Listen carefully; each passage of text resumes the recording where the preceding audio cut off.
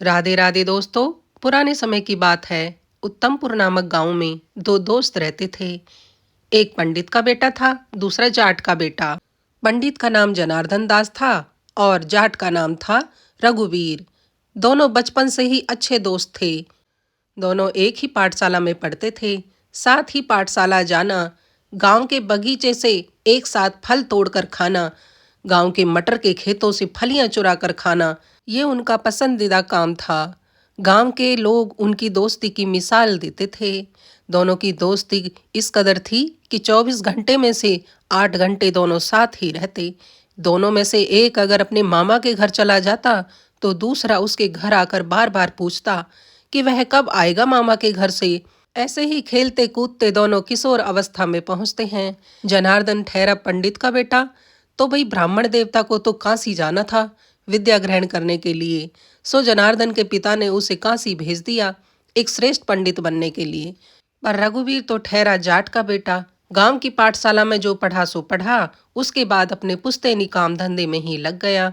अपने पिता के साथ खेतों में हल चलाना, गाय भैंसों का दूध निकाल कर बाजार में बेचना, यही उसका काम था। रघुवीर के पिता कहते, पढ़ लिख कर क्या होगा, अपने घर में भतेरा काम है, अच्छी खासी जमीन है, खेती बाड़ी है, गाय भैंस हैं। हमारे ही घर में 4 नौकर आकर कोई काम कर ले, पढ़ लिख कर क्या करना है ज्यादा, किसी की नौकरी ही तो करनी है। नौकरी तो हम अपने घर में 4 लोगों को दे सकते हैं, तो क्यों पढ़ाई लिखाई ज्यादा करनी। बस हरप सनागत हो गया, वही बहुत है। पहले के जमाने में लोग कम ही पढ़ाई लिखाई करते थे। बस ब्राह्मण लोग ही काशी पढ़ने के लिए जाते और श्रेष्ठ पंडित बनकर वापिस आते। समय अपनी गति से चल रहा था। जनार्दन की शिक्षा समाप्त हुई और वो अपने घर लौट आया। रघुवीर को जब यह पता चला तो अपने दोस्त से मिलने की उसकी बड़ी इच्छा हुई। उसने अपने पिता से कहा, पिताजी, खेत में एक हलाई भर के मैं वापस घर आकर जनार्दन से मिलने जाऊंगा। तो रघुवीर के पिताजी बोले, ठीक है बेटा, तुम घर जाकर नहा धोकर जनार्दन से मिल आना, पर एक बात का ध्यान रखना, थोड़ा साफ सुथरा होकर जाना, क्योंकि पंडित नहाए धोए रहते हैं। अपने पिता से आज्ञा लेकर रघुवीर बैलों की जोड़ी और अपने हल को कंधे पर रखकर गांव की तरफ चला जा रहा था। उधर जनार्दन भी गांव में भ्रमण के लिए निकला था। बहुत दिन से उसने अपने गांव नहीं देखा था ना, तो अपने गांव को फिर से एक बार घूमकर देखने की उसकी इच्छा हुई। घूमते घूमते जनार्दन उसी रास्ते पहुंचा जिस रास्ते से रघुवीर अपने घर की तरफ चला जा रहा था। दोनों आमने सामने आए।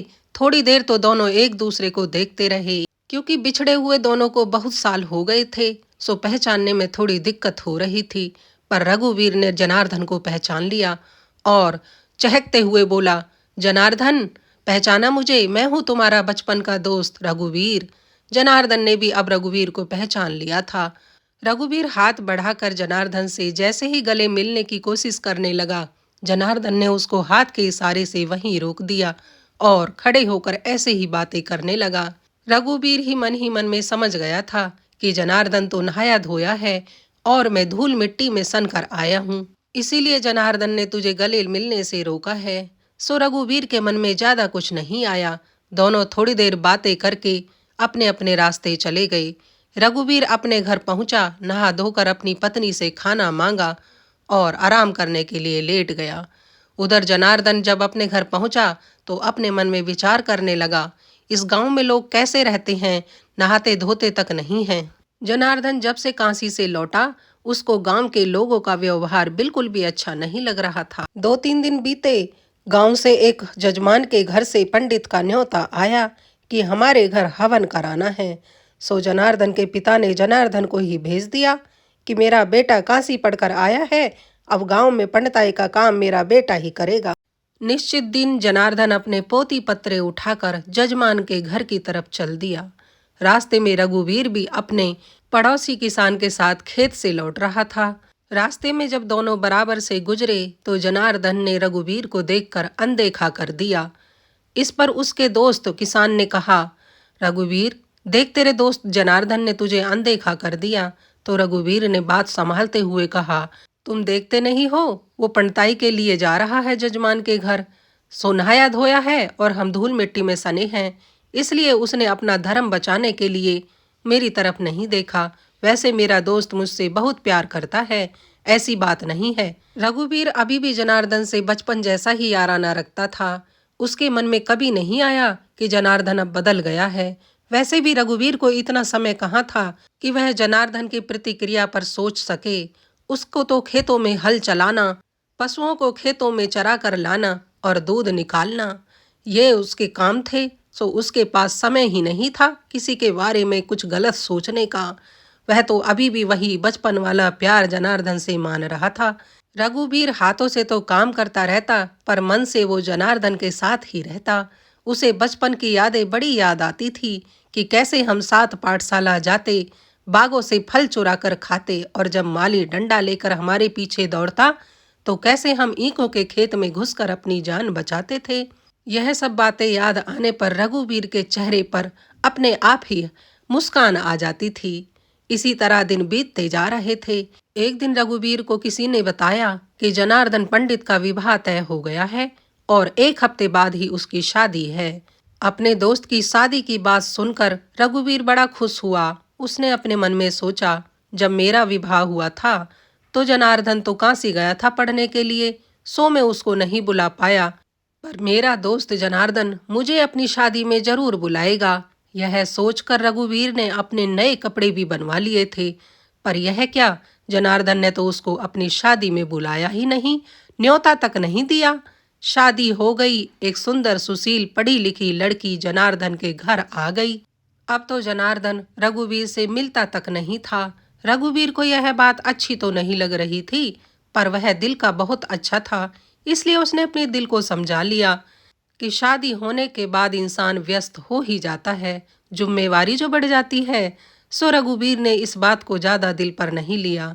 उन्हीं दिनों प्रयागराज में एक प्रतियोगिता चल रही थी, जिसको ज्ञान की लड़ाई या साक्षरात भी कहते थे। पंडित लोग अपने ज्ञान की लड़ाई आमने सामने बैठकर अपने ज्ञान से लड़ते थे। जनार्दन की पत्नी ने जनार्दन से कहा, आप काशी पढ़कर आए हो, मैं चाहती हूँ आप भी इस ज्ञान की लड़ाई में भाग लो और जीत कर आओ। जनार्दन भी चाहता था कि वह भी प्रयागराज जाकर अपनी विद्या से लोगों को हराए। सो जनार्दन ने अपनी मोटी मोटी किताबें उठाई और 3-4 दिन अध्ययन किया और प्रयागराज के लिए चल दिया। उसने सोचा कि मैं अकेला जा रहा हूँ, किसी को साथ ले लेता हूँ। उसने अपने यार दोस्त सबसे पूछा, पर सबने साथ चलने के लिए मना कर दिया। अब उसे याद आई रघुवीर की। उसे अपने किए पर थोड़ी शर्मिंदगी भी हो रही थी कि वह किस मुंह से रघुवीर से साथ चलने के लिए बोलेगा। इतने दिन से तो वह रघुवीर की तरफ देख भी नहीं रहा, ना ही उसे अपने विवाह तक में बुलाया। पर जनार्दन यह बात भी जानता था कि रघुवीर एक भोला भाला जाट है। वह अभी भी मुझसे दोस्ती मानता है, व्यवहार तो सिर्फ मेरा ही बदला है। यही सोचते हुए हिम्मत जुटाकर जनार्दन रघुवीर के पास जा पहुंचा और प्रतियोगिता के बारे में बताकर उसे अपने साथ चलने के लिए कहा। रघुवीर यह सुनकर बड़ा खुश हुआ कि मेरा दोस्त किसी प्रतियोगिता में भाग ले रहा है। रघुवीर ने एकदम से कहा, नाना मेरे दोस्त, तू अकेला नहीं जाएगा, मैं भी तेरे साथ चलूंगा। रुक, मुझे 2 जोड़ी कपड़े लेने दे। दोनों दोस्त प्रयागराज के लिए निकल गए। निश्चित दिन प्रतियोगिता शुरू हुई। बड़े बड़े ज्ञानी, बड़े बड़े ब्राह्मण इस प्रतियोगिता में भाग लेने आए थे। एक बड़े से भवन में प्रतियोगिता शुरू हुई। पंडित आमने सामने बैठकर एक दूसरे को ज्ञान की लड़ाई के द्वारा हरा रहे थे। पंडित जनार्दन ने रघुवीर को एक कमरे में ठहराया। वह अपने साथ उसे ज्ञान की प्रतियोगिता में नहीं लेकर गया, क्योंकि वह जानता था कि यह जड़ बुद्धि जाट है, इसको कुछ समझ में तो आएगा नहीं। भोला भाला आदमी है, तेरे साथ यहाँ तक आ गया, यही बहुत है। अब इसे यही कमरे में रहने देता हूँ। उसने यह सोचकर रघुवीर से कहा, रघुवीर, तुम वहां नहीं चल सकते हो। नियम यही है कि पंडित अकेला ही जाएगा, सो तुम इसी कमरे में रुको। मैं साक्षरात में जाता हूँ। जो भी हाल होगा मैं तुम्हें आकर बताऊंगा। अब पंडित जनार्दन साक्षरात के लिए चला गया। साक्षरात शुरू हुई। जनार्दन ने ना जाने कितने बड़े पंडित श्रेष्ठ ब्राह्मणों को अपने ज्ञान के द्वारा हरा दिया। सभी लोग पंडित जनार्दन के ज्ञान से बड़े प्रभावित हो रहे थे और चारों तरफ पंडित जनार्दन की जय जयकार हो रही थी। तभी वहां पर एक गोपाल दास नाम का ब्राह्मण आया और जनार्दन को ललकार कर बोला, इन अज्ञानियों को हरा कर बड़ा अपने आप को श्रेष्ठ पंडित समझ रहे हो? मुझे इस साक्षात में हरा दो तो जानूं। दोनों आमने सामने बैठ गए, एक दूसरे पर ज्ञान के प्रश्न पर प्रश्न दाग रहे थे और दोनों ही एक दूसरे के जवाब दे रहे थे।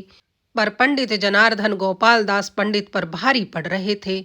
जब पंडित गोपाल दास ने देखा कि तू इससे मुकाबला ना कर पाएगा, हारने की कागार पे है, तो उसने एक अनोखा प्रश्न जनार्दन की तरफ दाग दिया। खासे खैया। जनार्दन ने पूरी पोती पत्रे सब खोज कर देख लिए, पर खासे खैया का कोई उत्तर उसे ना मिला। सभी पंडितों ने अपने पोती पत्रे खोलकर देखे, पर किसी भी पंडित की पोती पत्रे में खासे खैया का कोई उत्तर नहीं था। सभी हैरान और परेशान थे कि लगता है यह ब्राह्मण हिमालय से ही पढ़कर आया है। इसका ज्ञान तो बड़ा अद्भुत है। ये खासे खैया पता नहीं क्या बला है जो हम नहीं पढ़ पाए। गोपाल दास पंडित ने जनार्दन से कहा, अपनी हार स्वीकार करो, नहीं तो इसका उत्तर दो। जनार्दन ने ना चाहते हुए भी सर खुजलाते हुए अपनी हार स्वीकार कर ली। पंडित जनार्दन हार गया और मुंह लटका कर वहां से चला गया। जब पंडित जनार्दन कमरे में पहुंचा तो रघुवीर ने उसको उदास देखकर पूछा, क्या हुआ मेरे दोस्त, इतना उदास क्यों हो? इतना तो मैं जानता हूँ कि तुमने सबको हरा दिया होगा, फिर ये चेहरे पर इतनी उदासी क्यों है? तो जनार्दन ने उसको सारी बात बताई। रघुवीर ने जनार्दन को समझाते हुए कहा, अब तक जो लड़ाई हो रही थी वो थी ज्ञान की लड़ाई, वो था पढ़ा लिखा किताबों का ज्ञान। लेकिन ये जो सवाल है ना खासे खैया, ये है अड़ंग ज्ञान। और इस अड़ंग ज्ञान को तुम पंडित लोग क्या जानो, इसे तो हम जैसे अड़ंग जाट ही जान सकते हैं। यहाँ तुम्हारी ब्राह्मण विद्या फेल हो गई है तो मेरी जाट विद्या चलेगी। तुम मुझे किसी तरह से इस प्रतियोगिता में भाग लिवा दो, मैं ही उस पंडित को हरा कर दिखाऊंगा। जनार्दन ने उसे समझाया कि इतने ज्ञानी पंडित उसे नहीं हरा पाए, यहाँ तक कि मैं भी उसे नहीं हरा पाया, तू उसे कैसे हराएगा? रघुवीर बोला, तेरी हार का बदला मैं जरूर लूंगा। तेरी आंखों में जो ये आंसू हैं उसका एक एक का हिसाब मैं लूंगा। बस यह सब तू मुझ पर छोड़ दे और मुझ पर विश्वास रख। अगले दिन जनार्दन ने रघुवीर को नहलाया धुलाया, अपने कपड़े पहनाए और माथे पर त्रिपुंड लगाकर उसको बिल्कुल पंडित जैसा रूप दे दिया। अब दोनों दोस्त तैयार होकर प्रतियोगिता वाली जगह पर पहुंचे। उस बड़े से भवन में तैयारी चल रही थी गोपाल दास पंडित को श्रेष्ठ पंडित घोषित करने की। यह प्रतियोगिता का नियम था कि जब कोई पंडित सारे पंडितों को हरा दे तो उसे उस साल का श्रेष्ठ पंडित घोषित कर दिया जाता था और उसे श्रेष्ठ पंडित की पदवी भी दी जाती थी। पुरस्कार भी मिलता था जो कि बहुत बड़ा होता था। घोषणा बस होने ही वाली थी कि तभी रघुवीर ने कहा, ठहरो, अभी प्रतियोगिता खत्म नहीं हुई है, मैं इस पंडित से ज्ञान की लड़ाई में लड़ूंगा। सारे पंडित हंसने लग गए कि यह कौन आ गया नया पंडित जो यह गोपाल दास की बराबरी करेगा। पर नियम ऐसा ही था कि जब तक पंडित सबको न हरा दे, सबसे जीत कर ही वह श्रेष्ठ पंडित घोषित हो सकता था। अब किसी ने उसको ललकारा है तो पहले उसे हराना पड़ेगा। दोनों आमने सामने बैठ गए। अब गोपाल दास पंडित का तो रटा रटाया प्रश्न था, खासे खैया। सो उसने सबसे पहले यही प्रश्न रघुवीर से पूछ लिया, खासे खैया बताओ इसका उत्तर। रघुवीर ने कहा, खासे खैया, यह तो अधकच्चा ज्ञान है भाइयों, यह अधकच्चा ब्राह्मण है, इसे तो खासे खैया का पूरा ज्ञान नहीं पता। सुनो, मैं बताता हूँ इसका पूर्ण ज्ञान क्या है। सबसे पहले खैसे खेत जोतिया, बासे बीज बोइया, सासे सिंचाई करिया, फासे फसल काटिया, फिर धासे धान निकलिया, फिर पासे पकैया और फिर बाद में खासे खैया। ना हल चलैया, ना सींच सिंचैया, ना धान कटैया, ना धान पकैया, पहले ही खासे खैया। ये अधकच्चा ज्ञान है और जो मेरा ज्ञान है वो है पूर्ण ज्ञान। अब सब लोग तालियां बजाने लगे। भाई वाह, सही में इस पंडित ने तो गोपाल दास के प्रश्न का सबसे अच्छा उत्तर दिया है।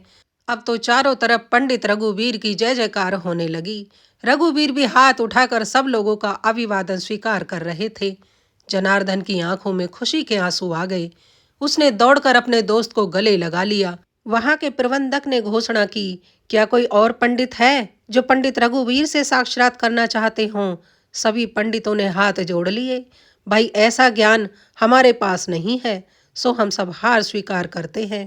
अब प्रबंधक महोदय रघुवीर को ही श्रेष्ठ पंडित घोषित करने की घोषणा करने वाले थे कि तभी रघुवीर ने कहा, देखिए पंडित जी, मेरा दोस्त जो जनार्दन है ना, वही श्रेष्ठ पंडित है और इस साल का श्रेष्ठ पंडित उसे ही घोषित किया जाए। मेरा तो ये अड़ंग ज्ञान था, जो मैंने अड़ंग ज्ञान से इस अड़ंगी को हराया है। श्रेष्ठ पंडित तो मेरा दोस्त जनार्दन ही बनेगा। सभी लोग इस बात पर सहमत हो गए और इस साल का सबसे श्रेष्ठ पंडित जनार्दन को बना दिया गया। दोनों काशी से पुरस्कार पाकर अपने गांव को लौट गए। गांव वालों को जब यह सूचना मिली कि पंडित जनार्दन प्रतियोगिता जीत गए हैं और गांव लौट रहे हैं, तो सभी ने उनके स्वागत की जोरदार तैयारी की। दोनों ने जैसे ही गांव में कदम रखा, ब्राह्मण देवता का बड़ा भव्य स्वागत किया गया। जनार्दन बोला, स्वागत करो तो रघुवीर का करो, इसी के कारण मैं प्रतियोगिता जीता हूँ। तो रघुवीर ने धीरे से जनार्दन का हाथ दबाकर उसे चुप रहने का इशारा कर दिया। जनार्दन भी अपने दोस्त का इशारा पाकर चुप हो गया। गांव वालों का खुशी से सीना चौड़ा हो गया था, क्योंकि उनके गांव का पंडित ना जाने कितने पंडितों को हराकर गांव लौटा था। पर जनार्दन मन ही मन यह बात समझ गया था कि ज्ञान ही सब कुछ नहीं होता है। इंसान को अंदर से भी खूबसूरत होना चाहिए। मन का अच्छा इंसान ही पूर्ण ज्ञानी माना जाता है। आज मेरे इसी दोस्त की वजह से मुझे इतना सम्मान और इतनी खुशी और इतना बड़ा पुरस्कार मिला है। दोनों अब प्रेम पूर्वक रहते थे। तो देखा दोस्तों, ऐसे एक जाट ने अपने जाट ज्ञान से श्रेष्ठ पंडित को भी हरा दिया। दोस्तों, कहानी यहीं पर समाप्त होती है। आज की हमारी कहानी कैसी लगी, कृपया हमें कमेंट करके एक बार जरूर बताएं। कहानी अच्छी लगी हो तो एक लाइक कर दें। चैनल पर नए हैं तो चैनल को सब्सक्राइब कर लें और अपने यार दोस्तों के साथ हमारी वीडियोस को शेयर करें।